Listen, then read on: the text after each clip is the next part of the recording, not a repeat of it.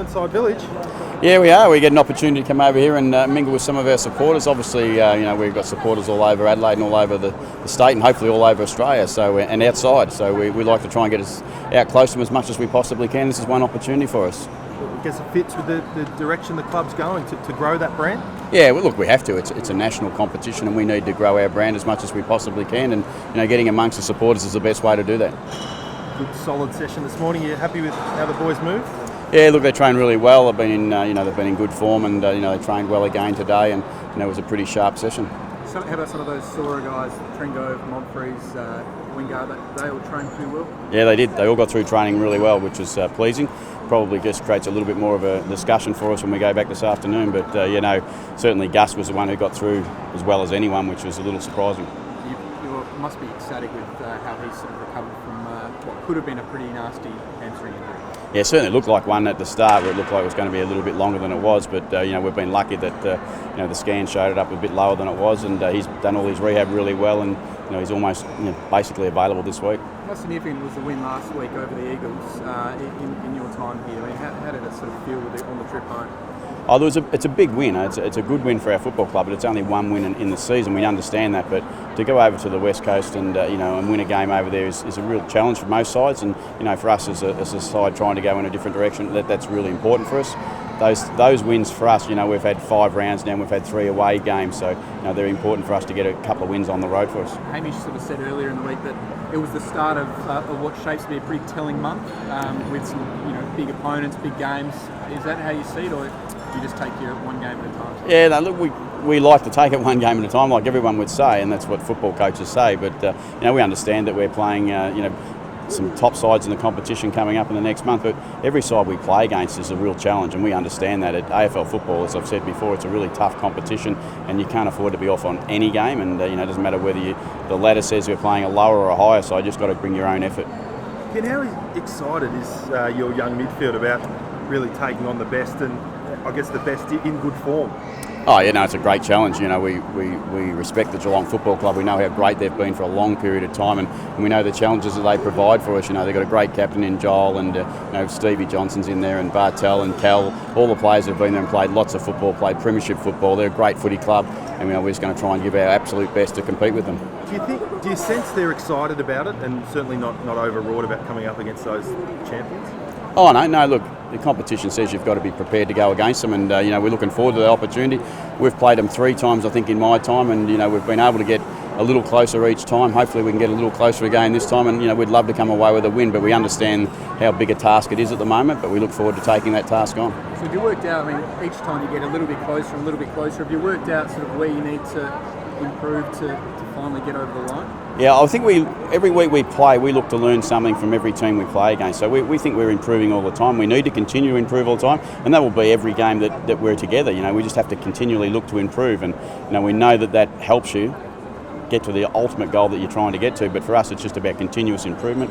And week in, week out, we look for that, and against opponents, we look for the same things. What about specifically this week compared to last week? What sort of stuff are you going to try and bring to this game that you felt might have been lacking? Oh no, look, we'll bring a consistent Port Adelaide brand, I think, to the game is what we need to do. That's our competitive spirit to the game, our contest, wanting to whack in hard and win our own ball, and defend really hard, and then absolutely do our best in offence to try and get some score on the board. Hopefully play an exciting brand of football that our supporters really look forward to watching.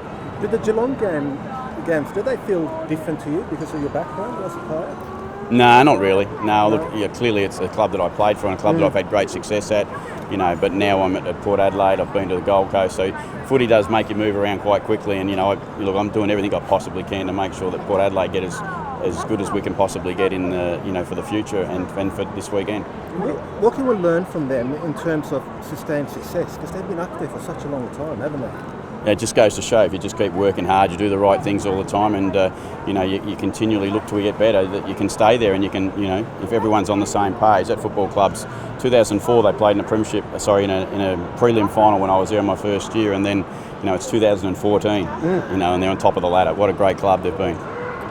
Ken, just on Gus, is that old saying with Hammies that you sort of get them to feel right and then take one more? Do you take that into account with him and maybe leave him for a week? Oh, they will certainly take no risk. There won't be any problems with taking a risk. If Gus is right to go, we'd be silly not to want to play him.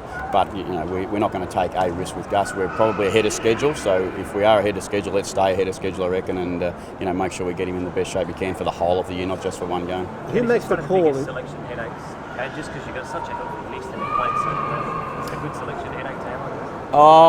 It's always good to have a selection headache when you've got quality players, and not only that, our Magpies boys are in great form, and they're playing some great footy, and there's 8 or 9 players down there that are in really good, strong form, and Gus coming back just creates another one. Homsh will be back this week as well, so we are in a healthy position, but that's, you can reward good form if you can.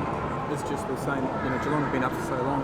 Do you see them as the same old dangerous Geelong? Are they the same unit, or are they dangerous in different ways this year, do you think? They're significantly different than what they were certainly when I was there. There's no doubt about that. The side's changed enormously, and that's credit to the club to be able to bring the next generation through, the younger players through, and get them to play the Geelong style of football that they want. So they're a different side to what I know, but they're an exciting side for most people to watch, I think.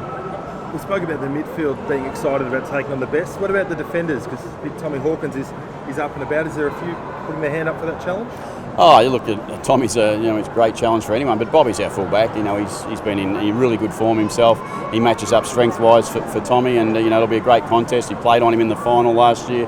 I'm sure they'll look forward to playing against each other again, and both their influences on the game are affected quite a bit by their teammates, which I'm sure they understand. It can be really hard for teams after Perth to then back up the following week. Have you addressed that, or does an 8-day break sort of alleviate that? Yeah, look, we were a bit lucky, I suppose, that we went to Perth. The weather was good, wasn't hot. We played in the evening. We had an 8-day break. There's no excuses for us for coming back from Perth. There's no excuses for us coming back from anywhere, really. It's the footy. It's the competition we're in. We understand it, and we just got to play well every week we turn up. Just on Chad, I know he was a little bit quiet last week, but he showed great courage and got knocked around. Geez, it looked like he moved well today at training. You happy with him? Yeah, no, look, again, he had his first week back off injury, so hopefully he's just got in a little bit more touch. He trained really well, as you said today, and we look forward to him hopefully bringing his best form out there on Sunday afternoon. Ken, can I just ask you a quick one? The advertiser's doing a bit with the Aldinga Sharks, trying to get behind them. Yeah. Community football, how do you feel about it? Do you feel strongly about it still?